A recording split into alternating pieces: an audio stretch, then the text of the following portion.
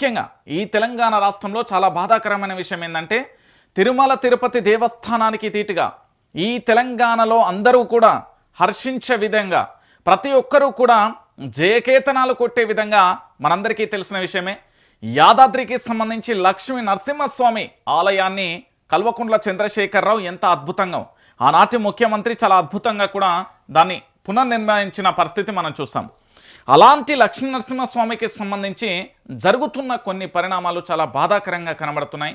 ఎందుకంటే ఈ విషయానికి సంబంధించి మీరందరూ కూడా చూడాల్సిన ఆవశ్యకత ఎంతైనా ఉంది. తెలంగాణ ప్రాంత ప్రజలందరికీ కూడా నేను విజ్ఞప్తి చేస్తా ఉన్నా. ఎందుకంటే ఇప్పటికే మన హిందువులకు సంబంధించి సనాతన ధర్మానికి సంబంధించి ఎవరికి నచ్చినట్టుగా ఎవరు ఇష్టానుసారంగా కూడా హేళన చేస్తూ రకరకాలుగా కూడా మనం చూసాం. మొన్ననే ఇక్కడ కట్టమైసమ్మకు సంబంధించి నేరేడుమెట్ట కానీ లేదా ఆ రకరకాల ప్రాంతాలలో కూడా చూస్తున్న పరిస్థితి కనబడింది. ఇప్పుడు మరొకసారి అలాంటి అపచారమే జరిగింది.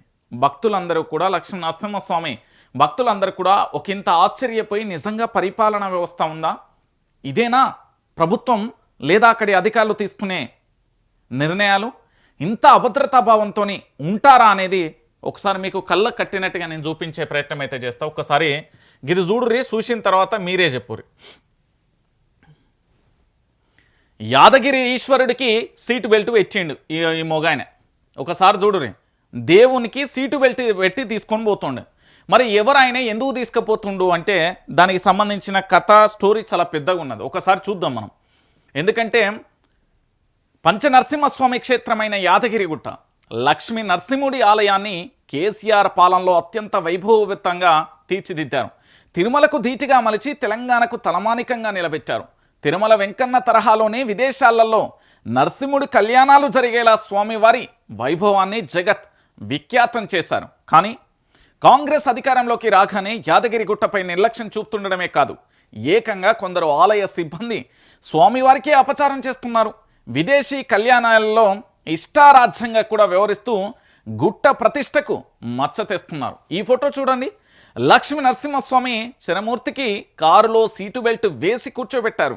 విదేశాలలో కళ్యాణం సందర్భంగా భక్తి ప్రవర్తి పవిత్రత లేకుండా అక్కడ ఓ భక్తుడు అత్యుత్సాహంతో స్వామివారిని కారులో తన ఇంటికి తీసుకెళ్తున్న సందర్భంలో తీసిన చిత్రమేది.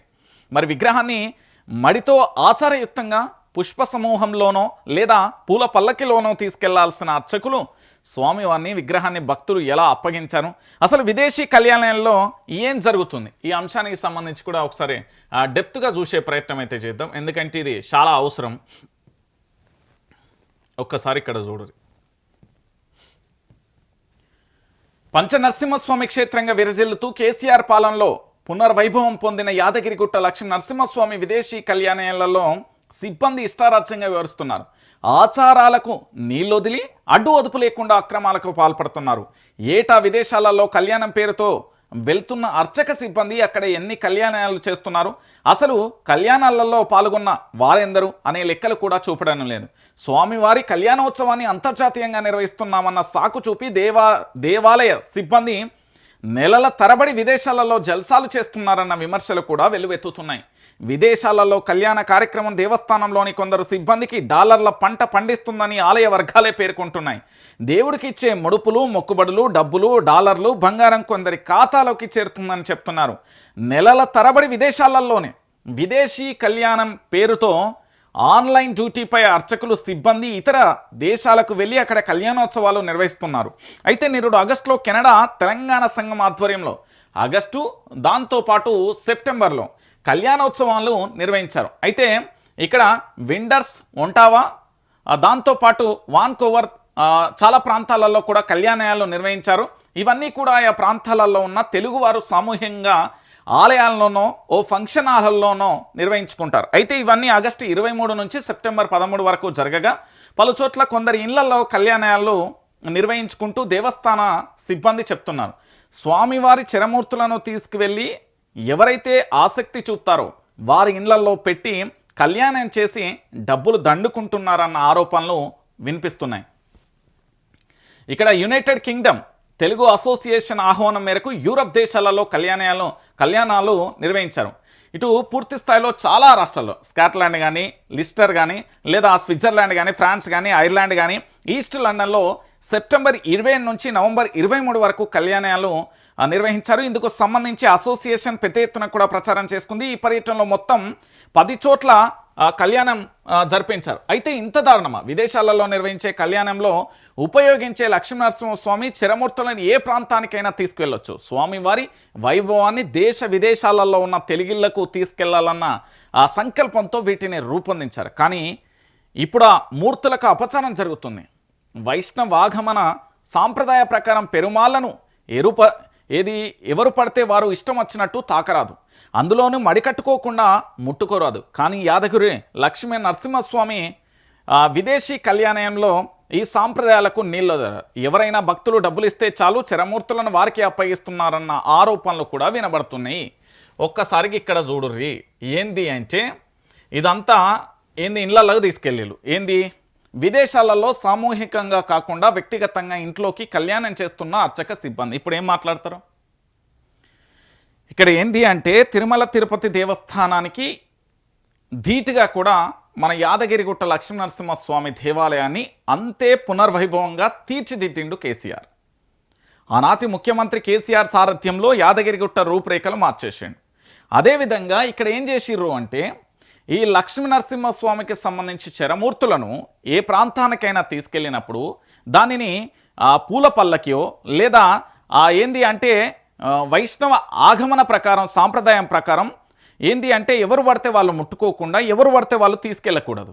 దాంట్లో భాగంగా మడి కూడా కట్టుకోకుండా దాన్ని ముట్టుకోరాదు.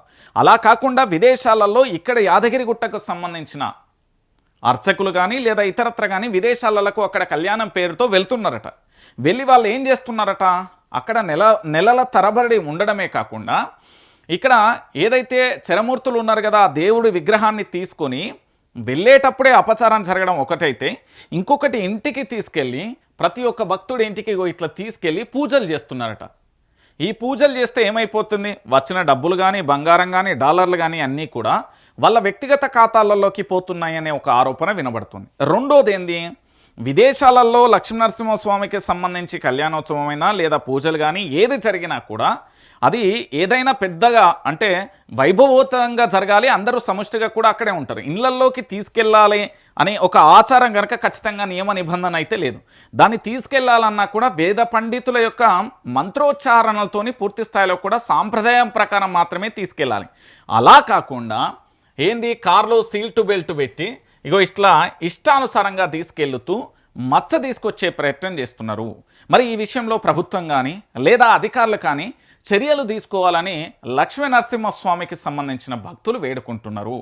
ఎందుకంటే మన తెలంగాణలో సుప్రసిద్ధమైన క్షేత్రం అద్భుతంగా విరజిల్లుతుంది. ఎందుకంటే తిరుమల తిరుపతి దేవస్థానంలో ఏ విధంగా భక్తులైతే పోటెత్తుతారో అదే ధీటుగా కూడా ఇటు లక్ష్మీనరసింహస్వామికి సంబంధించి భక్తులు కూడా ఆ విధంగానే పోటెత్తుతారు. మరి విదేశాలలో కళ్యాణం పేరుతోనే తీసుకెళ్ళి ఇష్టారాజ్యంగా ఇట్లా వ్యవహరించడం ఎంతవరకు కరెక్టు? ఇది ఏంది అంటే కించపరచడమే కదా, భక్తుల మనోభావాలను దెబ్బతీయడమే కదా. అదేవిధంగా అర్చకులు కానీ వేద పండితులు కానీ నెలల తరబడి విదేశాలలో ఉండడం ఏంటి?